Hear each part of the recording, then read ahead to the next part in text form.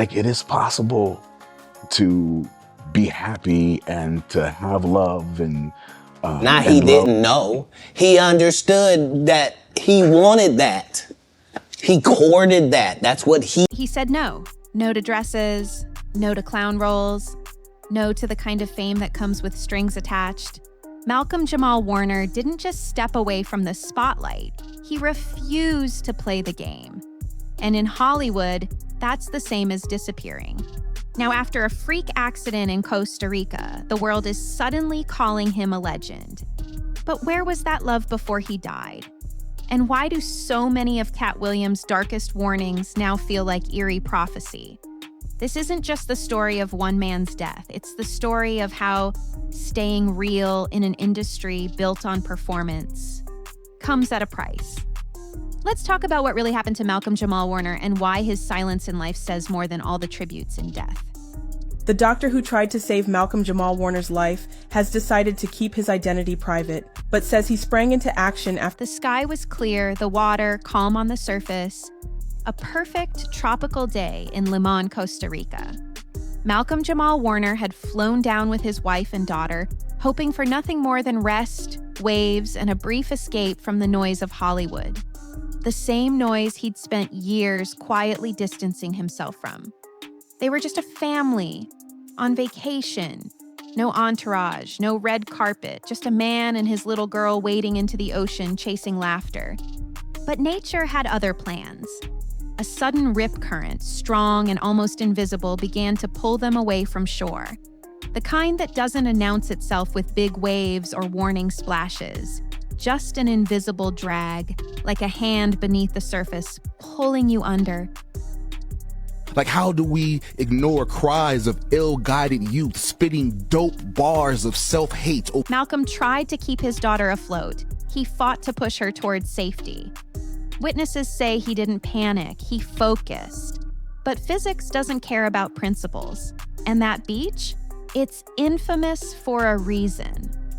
With no lifeguards on duty that day, resources reportedly redirected after recent incidents, time was running out. Two surfers nearby noticed the struggle. One reached the child and managed to pull her to shore. The other dove for Malcolm. By the time help arrived, Malcolm was unresponsive. He'd been underwater too long. CPR failed. Emergency teams did everything they could, but the ocean had already taken him. He was just 54. The cause of death, asphyxia by submersion. I'd be remiss not to ask you, obviously, today we heard the news of Malcolm-Jamal Warner as well. You guys both on TV around the same time. In other words, he drowned. The autopsy confirmed it. A tragic, devastating accident. But let's not pretend that's where this story ends. Because the beach may have taken his life, but it wasn't the first time Malcolm found himself stranded with no rescue. He had already been drowned out in another way by an industry that didn't know what to do with a black man who refused to play its game. You see, this wasn't just a random tragedy. It was the closing chapter of a life already lived against the current, a life full of resistance and quiet rebellion. He didn't chase headlines, he didn't beg for attention. He wasn't out to be the loudest in the room. And so, when he died, the headlines came late. Karisha broke her silence on the heartbreaking death of Malcolm-Jamal Warner, leaving fans in tears with her emotion. The tributes felt hollow. The legend status only surfaced after he was gone. But back when he was alive and speaking his truth, those same voices were silent. Before the headlines, before the tragedy, before the silence. Malcolm-Jamal Warner was everywhere. Millions watched him grow up as Theo Huxtable, the sharp, charismatic son in The Cosby Show, a show that didn't just break barriers, it redefined them. He wasn't just another child actor. He was a cultural icon. By the age of 14, he was already on the cover of magazines, winning awards, and hailed as one of the most promising young talents of his generation.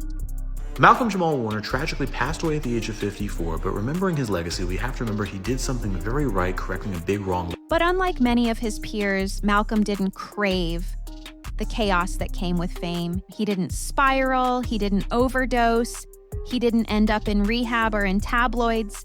Instead, he got quiet. purposeful, selective. And that's when Hollywood started to turn its back. While other actors chased visibility, Malcolm started saying no.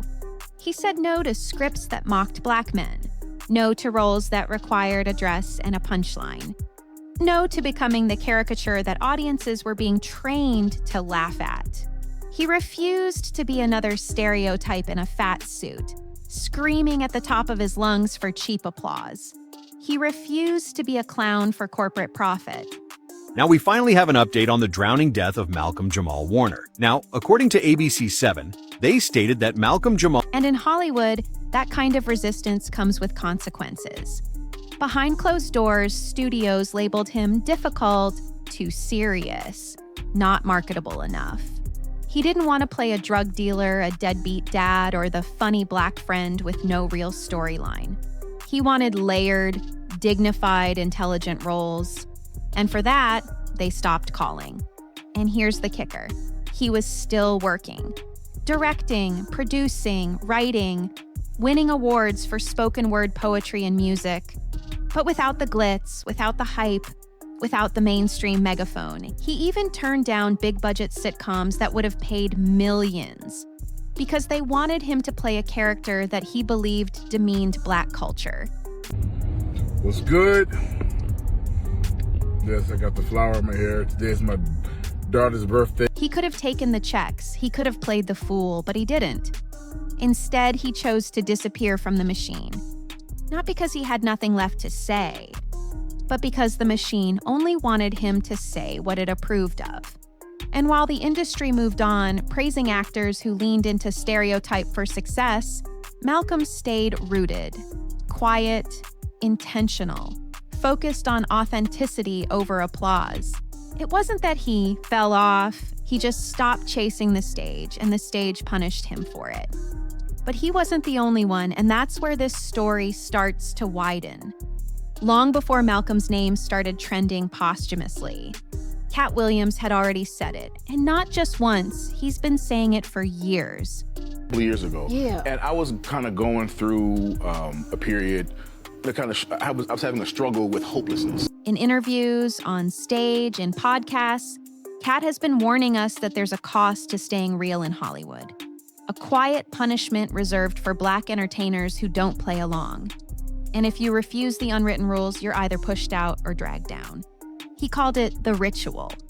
Not some spooky conspiracy theory with secret handshakes, but a very public, very real expectation.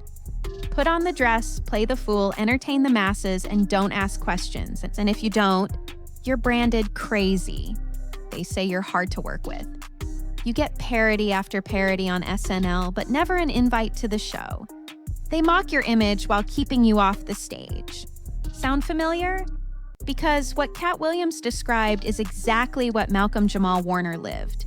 The Black people that fit the description you just said. Malcolm-Jamal Warner, dead at the age of 54 on a drowning accident while he... Katt talked about the humiliation pipeline. First, they give you fame.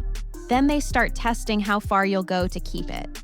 Fat suits, stereotypes, loud, exaggerated characters that reduce Black men to cartoons. And every time someone caves, it gets harder for the next person to say no. Some of us are against the Illuminati, Katt once said, and we are against the Illuminati at our own detriment. That wasn't paranoia, it was survival analysis. Katt wasn't just ranting, he was documenting the playbook in real time. A playbook designed to reward obedience and penalize integrity. And while some laughed it off, Malcolm lived the quiet version of that punishment. Now we finally have an update on the drowning death of Malcolm-Jamal Warner. Now, according to ABC7, they stated that Malcolm-Jamal Warner had drowned while... He didn't get smeared in tabloids or blasted on blogs, and they just stopped calling slowly, quietly, deliberately. He wasn't loud like Katt, and he wasn't confrontational like Chappelle. But the system recognized the same thing in both men. They couldn't be controlled. And Hollywood hates what it can't control. So, while the world dismissed Katt as a conspiracy comic, many of his claims began to look less like rants and more like roadmaps. Malcolm was proof Proof that you don't have to scream to be silenced.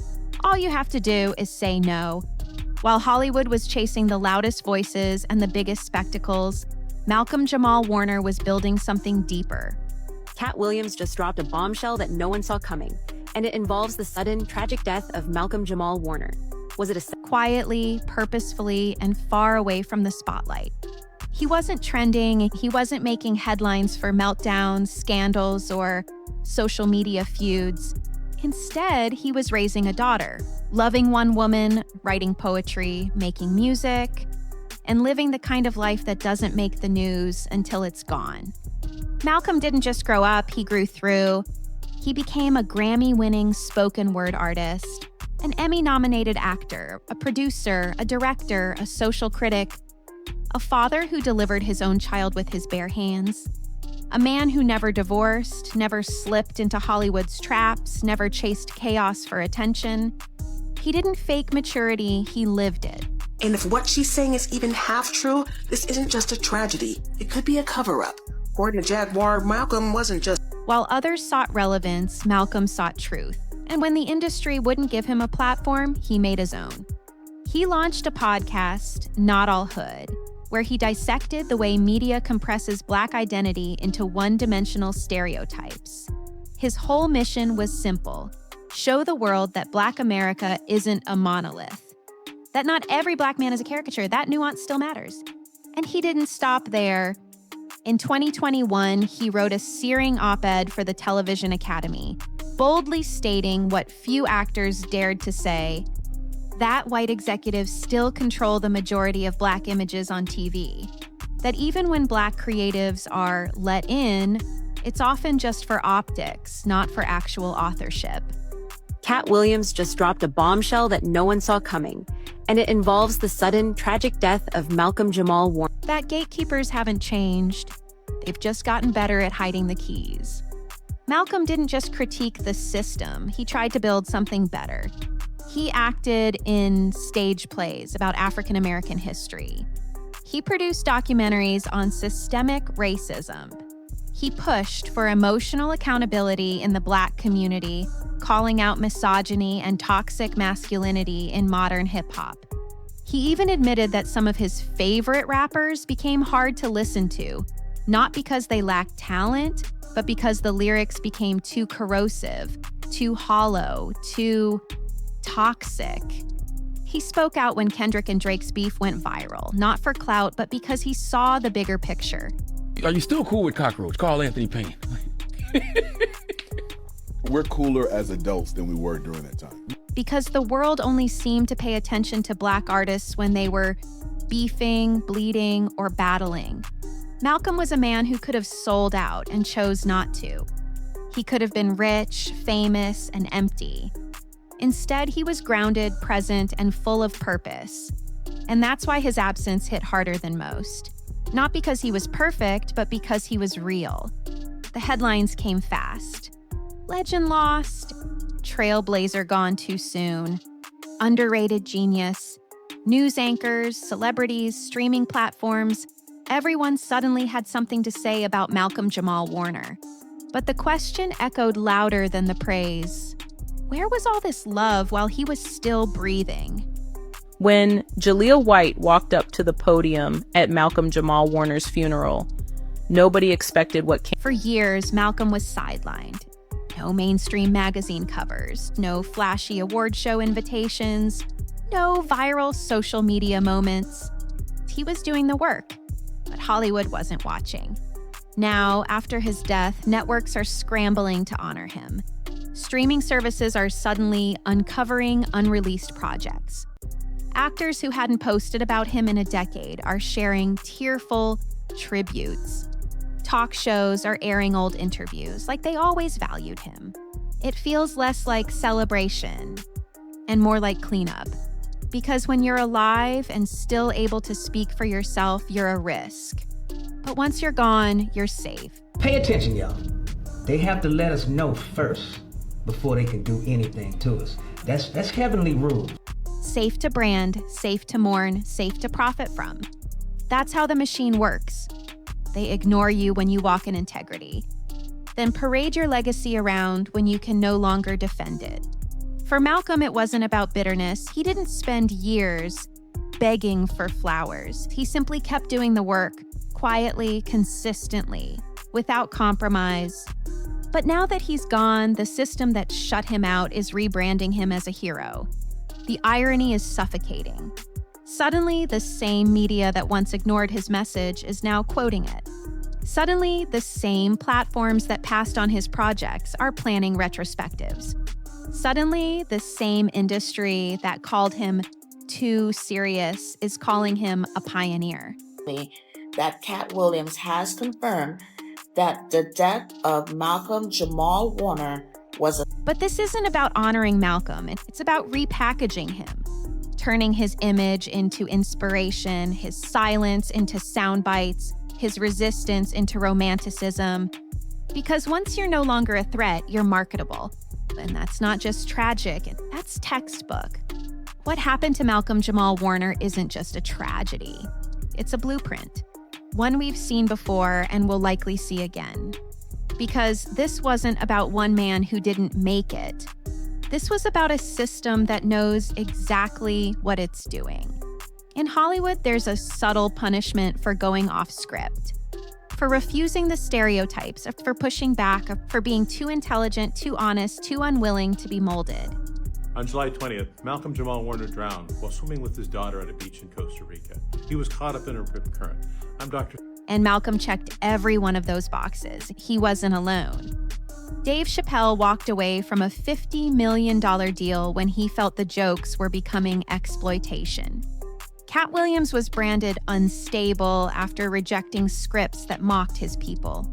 Monique was blackballed for asking to be paid fairly and saying it out loud. Even artists like Lauryn Hill, Andre 3000, and J. Cole have been quietly pushed to the margins when their art got too honest.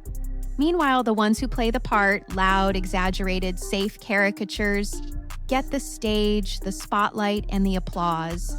They're told it's just comedy, just entertainment, just business. Because I spent, so much of the early part of my life listening to, being celebrated. But deep down, we know better, because when you look at who gets celebrated and who gets slowly erased, the pattern becomes impossible to ignore. Malcolm wasn't denied success because he lacked talent. He was denied because he lacked compliance. He didn't wear the costume, didn't laugh at the jokes, didn't turn pain into punchlines. He turned down sitcoms that wanted him to act the fool. He passed on movies that made black men into sidekicks and clowns. He refused roles that paid well but cost too much of his soul. And while others blew up playing those parts, racking up brand deals and box office hits, Malcolm stayed quiet and principled. And Hollywood hates principled silence more than it hates loud rebellion. Even his own team at times warned him, It's been 23 years since we were both on The Cosby Show, and let's take a quick trail down memory lane. "You're too serious. You're not marketable. You need to loosen up." Translation, you're too black, too proud, too aware, and once the gatekeepers decide you're not flexible, the calls stop. You're not blackballed in a press release, you just slowly fade off the call sheet. And then, when you're gone, they lift you up like a saint, because dead men don't negotiate. Malcolm didn't fall off, he walked away, he wasn't silenced, he was ignored.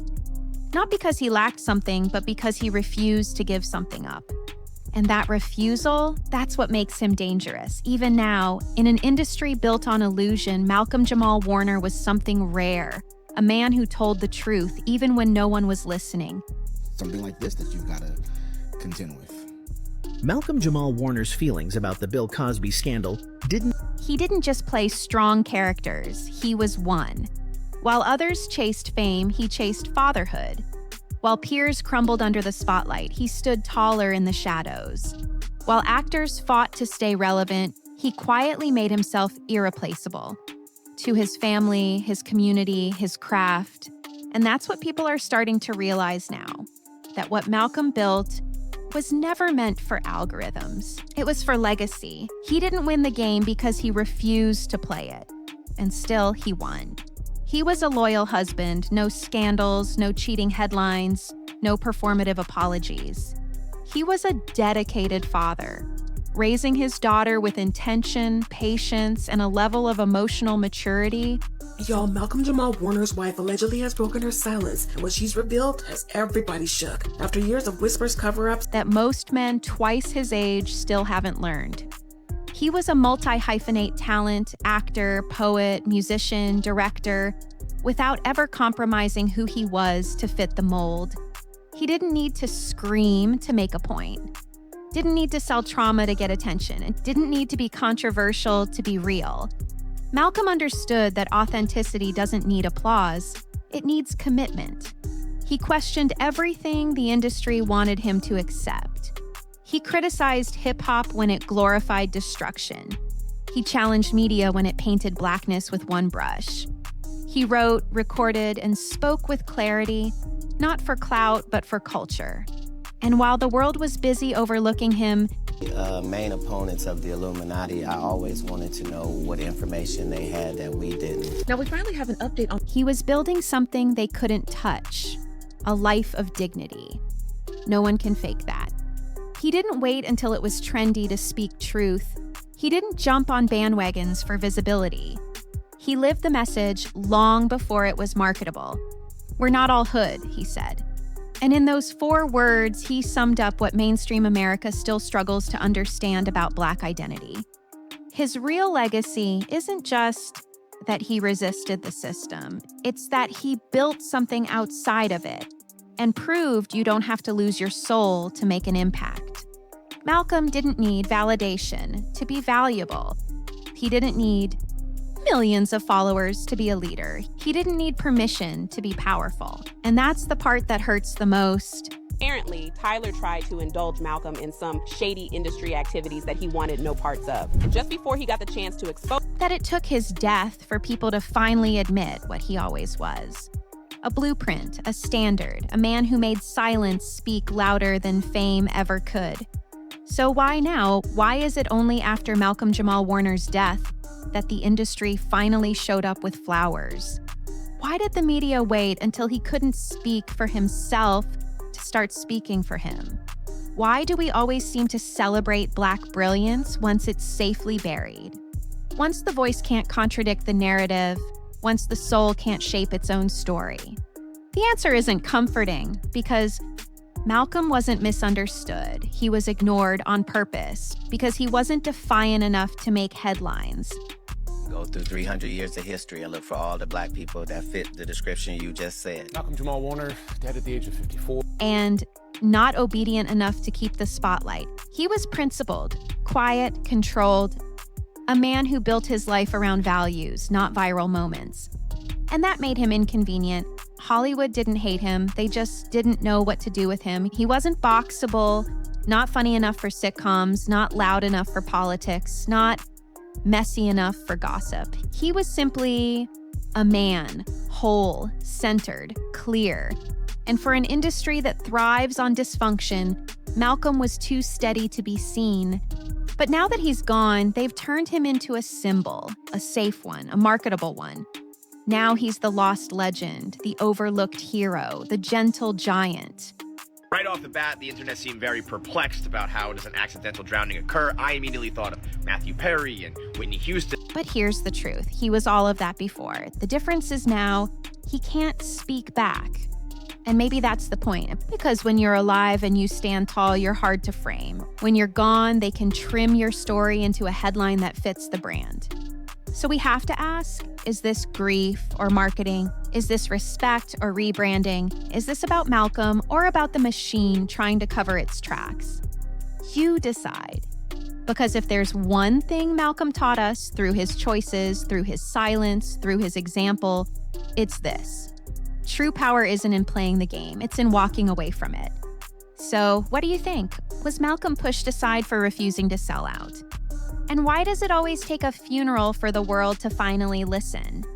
Drop your thoughts in the comments. We're listening now. In a world obsessed with fame, Malcolm chose purpose, and maybe that's why he was forgotten, until the silence became too loud to ignore.